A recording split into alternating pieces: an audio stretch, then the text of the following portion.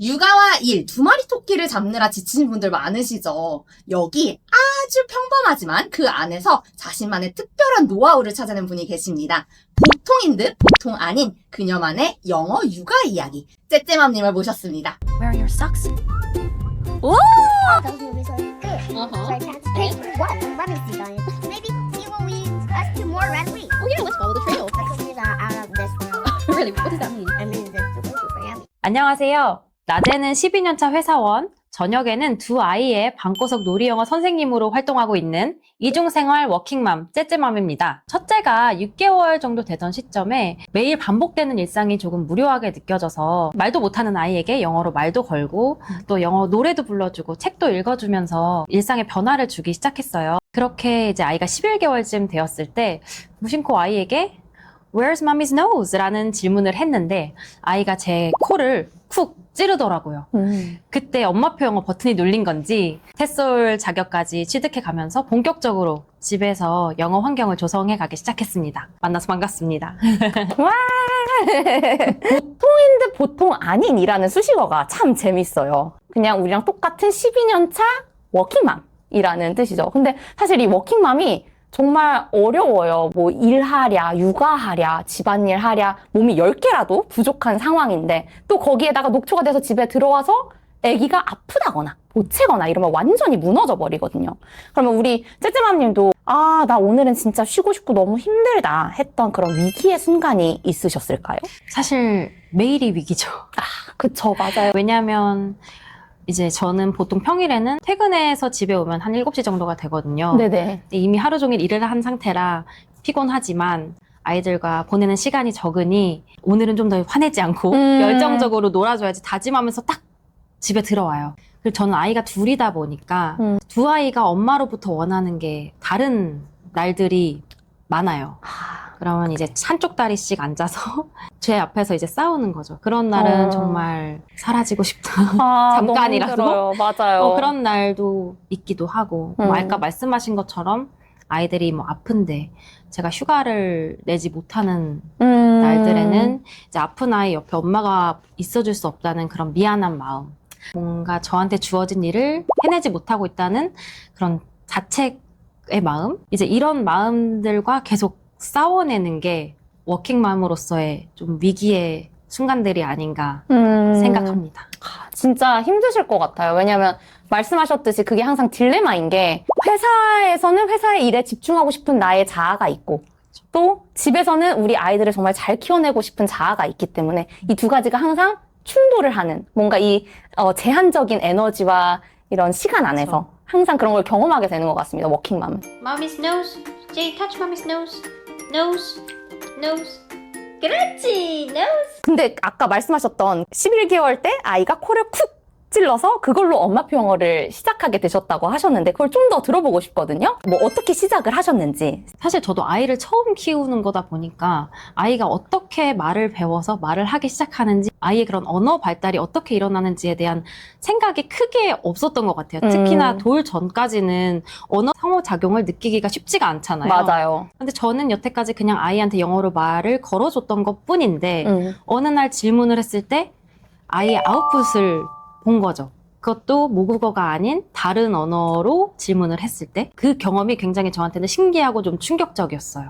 그러면 언제부터 그렇게 말을 걸어주기 시작하셨던 거예요? 시작한 시점은 아이가 한 6개월 정도 됐을 때 계속 회사 생활을 하다가 갑자기 집에 이제 아이와 있다 보니까 그 부분이 좀 쉽지 않았거든요. 그리고 또 그때 코로나 시기이기도 해서 외출도 많이 제한적이었던 상황이라 제 삶에 뭔가 변화를 주고 싶어서 영어로 이제 그때부터 말을 걸어주기 시작했는데 5개월이 지나고 네. 나서 아이가 아웃풋이 있었는데 이게 이제 그때 당시에는 보통은 언어적인 아웃풋이라기보다는 이제 행동적인 아웃풋으로 보이잖아요. 가장 그쵸, 먼저. 그쵸. 그거를 발견하시고 아 이거구나 하고 이제 꾸준하게 네, 맞습니다. 하신 거군요. 네, 맞습니다. 육아가 항상 그렇듯 위기도 오잖아요. 그쵸. 제가 듣기로는 이제 둘째를 출산하고 나서 가장 큰 위기가 왔다고 들었는데 어떤 위기가 왔는지 또 그걸 어떻게 이겨내셨는지가 있을까 궁금합니다. 일단은 제가 출근을 한다고 하더라도 그 전까지는 제가 매일매일 아이에게 영어 인풋을 줄 수 있는 상황이었는데요.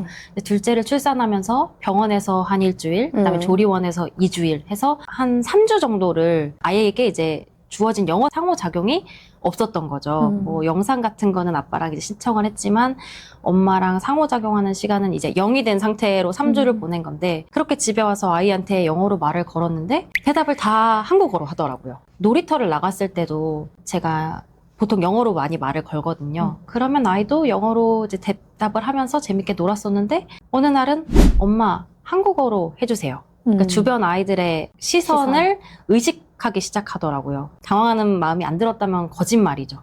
근데 아이한테 그 부분을 티내지 않으려고 많이 노력을 했던 것 같아요. 네, 그 대신 제가 이거를 끼워 팔기 전략이라고 저는 부르는데 예를 들면 아이와 이제 한국어 책을 읽다가 굉장히 쉬운 질문들만 영어로 하는 거예요. 예를 들면은 What do you see in this picture? 라고 하고서 다시 뭐 한국어로 여기 사슴 있네? 그렇게 얘기하다가 아이가 좀 불편해하는 것 같으면 다시 한국어로 전환했다가 다시 또 how does he feel? Look at his face. 이렇게 영어와 한국어를 이렇게 조금씩 전환하면서 왔다 갔다. 네, 그렇게 영어를 조금씩 스며들게 해주려고 많이 노력을 했던 것 같아요. 그렇게 이제 한 달 정도 꾸준히 다시 인풋을 주고 상호작용을 했더니 다시 이제 영어를 좀 자연스럽게 받아들이고 발화를 시작을 했습니다. 진짜 그 3주가 굉장히 길게 느껴지셨을 것 같아요. 네, 엄마가 가능하다면 상호작용을 해주는 게 가장 효과가 좋다고 말씀을 드리는 게 그게 없었을 때 아이의 입이 꾹 닫히는 경험을 하고 나니까 부모가 언어적으로 상호작용을 해주는 게 굉장히 중요하구나라는 걸 그때 한번 느꼈고 그래도 여태까지 쌓아온 인풋이 어디 가지는 않는구나. 그쵸. 잠깐 이제 아이에게 시간이 필요했을 뿐 네, 그래서 정말 꾸준하게 쌓아가는 것도 중요하다는 거를 깨달았던 경험이 됐어요. 자, 그럼 이제 영어 때문에 아직도 머리를 싸매고 계신 부모님들을 위해 팩트체크 한번 해주시고 가면 좋을 것 같아요. 엄마표 영어에 대한 3가지 오해 한번 팩트체크 해보도록 하겠습니다. 네. 먼저 가장 많이 하는 걱정이죠. 엄마가 영어를 잘해야 아이도 영어를 잘한다. 이거 진짠가요? 결론부터 말하면 아니라고 생각합니다. 물론 엄마가 영어를 잘하는데 집에서 엄마표 영어를 해주실 수 있다면 정말 수월하고 아이도 이제 잘 따라올 확률은 높겠죠. 그런데 꼭 그것이 필수 조건은 아니라고 생각하고 제 주변에도 엄마가 영어를 잘하시진 않지만 아이에게 꾸준히 인풋을 주시고 환경을 잘 제공해 주셔서 아이가 잘하는 경우도 많이 봤거든요. 그리고 제가 생각하는 엄마표 영어의 지향점은 영어를 잘하게 만들어주는 것이 아니라 아이가 영어를 자연스럽게 접하고 좀 즐겁게 접하는 것이 특히 유아기 엄마표 영어의 핵심이라고 생각을 해요. 그런데 이제 중요한 건 엄마의 영어 실력과는 상관없이 노력은 필요하다는 말씀을 꼭 드리고 싶어요. 뭐 예를 들면 아이가 좋아하는 컨텐츠, 영상이라든지 책이라든지 아니면 좋은 교육 프로그램이라든지 아이가 좋아할 만한 것을 발굴해내는 노력 그리고 그것을 발굴하면 아까도 말씀드렸듯이 꾸준히 활용하는 노력 그리고 제일 중요한 게 선생님도 아시겠지만 엄마가 조금이라도 공부를 해서 같이 상호작용을 해줄 수 있다면 제일 좋은 것 같아요. 사실 언어라는 게 결국은 소통의 수단이다 보니까 말할 필요성을 느껴야 말을 하게 되잖아요. 네. 그런데 주변에 아무도 영어로 말하지 않는데 나만 영어로 말할 수는 없는 거니까요. 네. 그런데 사실 그게 쉽지는 않죠. 맞아요. 영어로 상호작용을 해주는 게 쉽지 않아서 저도 이제 같은 고민을 나눠주시는 분들한테는 상호작용이 쉽지가 않다면 아이랑 영상을 같이 볼 때 방해가 되지 않는 수준에서 영상 속에 나오는 문장 같이 한번 따라서 말해보기.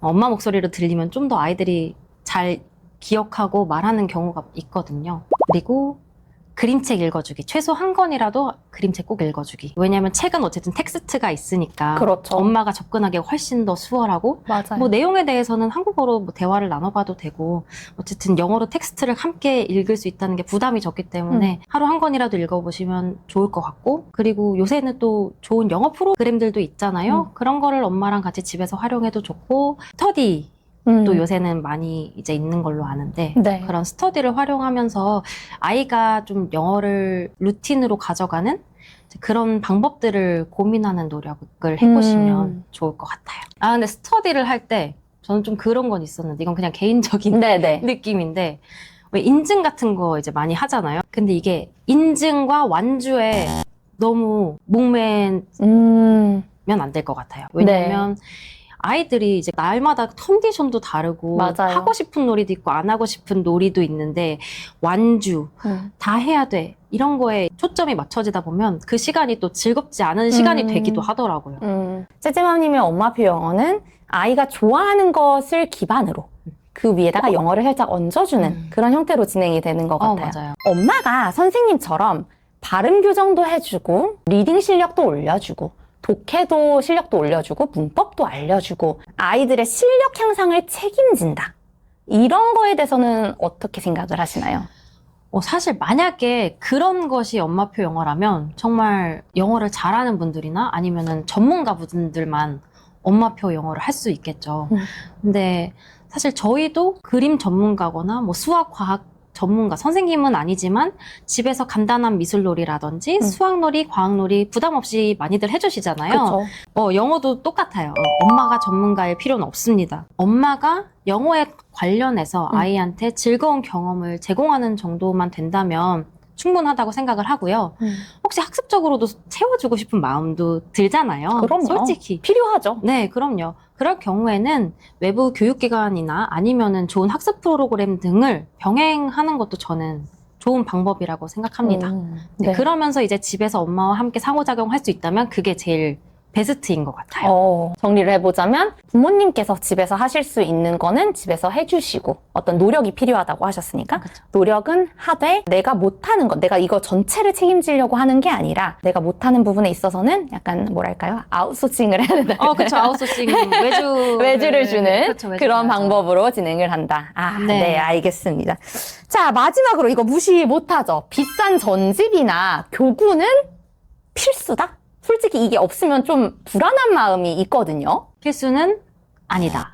라고 필수는 아니다. 말하고 싶어요. 네. 사실 근데 그런 전집을 사는 것에 대한 마음은 저도 너무 이해가 돼요. 왜냐하면 이제 책을 깔끔하게 책장에 싹 꽂아놨을 때 드는 안정감과 편안한 마음, 왠지 이제 잘 해줄 수 있을 것 같은 마음 무시 못하죠.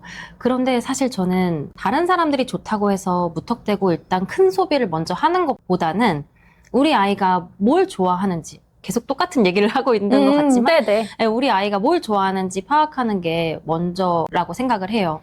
그래서 아이가 최근에 좋아하는 소재를 찾아서 그것과 관련된 책이나 영상을 보여준다든지 아니면 영어책 같은 경우는 도서관에 가서 좋다는 책들을 한번 빌려서 같이 읽어본다든지 그렇게 먼저 시도를 해본 후에 아이가 좋아하는 책을 하나씩 찾아 나가는 것이 영상도 마찬가지고 찾아가는 것이 훨씬 더 좋다고 생각합니다. 그래서 저 같은 경우도 엄마표 영어를 6년째 하고 있지만 모두가 아는 유명한 전집이나 그런 것들은 따로 보유는 하고 있지 않아요. 그 대신 시기별로 아이가 좋아했던 것들이 있거든요. 예를 들면 공룡, 동물 아니면 특정 작가의 책들 이제 그렇게 시기별로 변하는 걸 잘 파악해서 조금씩 이렇게 구매해서 엄마표 영어를 계속 했는데 오히려 그게 실패 확률 없이 네, 더 현명한 소비였다고 생각합니다. 부모님들이 궁금해하시는 게 좀 여러 가지가 있는데 그중에서 제가 2가지 정도 여쭤보고 싶어요. 우리 아이 파닉스는 언제부터 시작하셨을까요? 저 같은 경우는 아이가 기관에서는 파닉스를 굉장히 일찍부터 시작을 했어요. 한 4살 정도 때부터 파닉스를 시작하긴 했는데 그때까지는 제가 집에서 아이에게 집중적으로 파닉스를 봐주진 않았어요. 사실 시작은 했었는데 아이가 이해가 좀 어려웠을 뿐더러 그때까지 읽기에 큰 흥미를 보이지 않았거든요. 아이가 영어 유치원을 다니나요? 아니, 아이는 일반 어린이집을 일반 다녔고 어린이집. 또 지금 일반 유치원을 다니고 있어요. 네. 읽기에 큰 흥미를 보이지 않아서 일단 그때는 접어두고 기다리다가 아이가 이제 6세가 되면서 한글을 좀 수월하게 읽고 쓰기 시작했거든요. 그래서 저는 지금이 딱 읽기에 흥미를 보이기 시작한 이 시점이 파닉스도 시작하기 좋은 시점이라고 생각을 해서 6세가 되면서 이제 파닉스를 시작하게 됐습니다. 언제쯤 파닉스를 시작하는 게 좋을까요? 라는 질문을 많이 받는데 그때마다 아이가 읽는 것에 흥미를 보이는 아이라면 뭐 조금 일찍 시작해도 괜찮지만 이게 또 영어를 문자 학습부터 시작하다 보면 너무 어린 나이에는 이해하는 시간이 더 오래 걸릴 뿐더러 흥미를 잃게 되는 일이 생길 수도 있거든요. 그래서 아이가 조금 더 큰 후에 한국어를, 모국어를 좀 읽고 쓸 수 있을 정도가 됐을 때 시작하는 것이 조금 더 효과적으로 파닉스를 시작할 수 있는 방법이 아닌가 생각합니다. 맞는 것 같아요. 왜냐하면 문자 학습이라는 게 이제 어떤 규칙과 패턴이기 때문에 그거를 이해할 수 있는 적정 연령이 있다고 저도 생각을 하고 네. 또 가장 좋은 시기는 아이들이 관심을 보일 때가 맞아요. 가장 좋은 시기라고 네. 저도 보고 있습니다. 그러면 4살 때 이제 그 파닉스를 노출했을 때와 네. 6살 때 다시 파닉스를 노출했을 때 아이의 이해도가 확연히 다른 거가 혹시 보이셨을까요? 되게 신기했던 거는 사실 저는 파닉스를 하진 않았지만 아이랑 그 음소놀이라고 해서 그 음가를 가지고 소리 훈련은 계속 했거든요. 근데 그거를 한 2년 정도 꾸준히 해서인지 파닉스를 했을 때 굉장히 빠르게 읽고 이해하는 모습을 보였어요. 음소놀이라고 하는 게 어떤 걸까요? 뭐 예를 들면은 cat이라는 단어는 at라는 사운드로 이루어져 있잖아요. 이제 아이한테 there's a at라고 하면 아이가 cat으로 블렌딩해서 근데 그거를 문자 없이 소리로만 놀이를 했던 거죠. 그런 훈련을 이제 계속 꾸준히 조금씩이라도 해왔더니 파닉스는 지금 이제 무리 없이 하고 있어요. 그러면 음소 인식, 음운 네. 인식부터 먼저 하고 그 다음에 이제 문자로 했더니 훨씬 더 이게 효과가 수월하게 넘어가고 네. 효과가 좋더라라고 네. 하는 걸 경험을 하신 거네요. 네, 맞습니다. 그러시면 아마 이런 것도 궁금해하실 것 같아요. 집에서 영어 사용 비율, 이전에도 계속 말씀해 주셨던 것이 아이랑 어떤 상호작용을 지속적으로 한다. 네. 영어로 지속적으로 상호작용을 하는데 그러면 한국어와 영어의 그 비율을 어떻게 갖고 가시는지가 궁금합니다. 사실 아이가 정말 어렸을 때는 돌 이후에는 제가 집에 도착하면 거의 영어만 쓰려고 노력을 했던 것 같아요. 물론 그 영어가 완벽하지 않아도 그냥 아이랑 소통할 때는 영어를 쓰려고 많이 노력을 했었어요. 그런데 이제 아이의 한국어도 점점 성장을 하면서 한국어로 대화를 해줄 필요성이 좀 느껴지더라고요. 왜냐면 모국어도 정말 중요하기 때문에 지금은 한국어 7, 영어 3 정도의 비중을 두고서 영어를 사용하고 있는 것 같아요. 그러면 둘째에게도 그렇게 동일한 비중을 써주시나요? 둘째는 한테는 조금 더 영어로 많이 말을 해주는 것 같아요. 왜냐하면 둘째도 이제 엄마가 영어를 사용하는 게 익숙해서인지 저한테 영어로 말을 많이 거는 편이에요.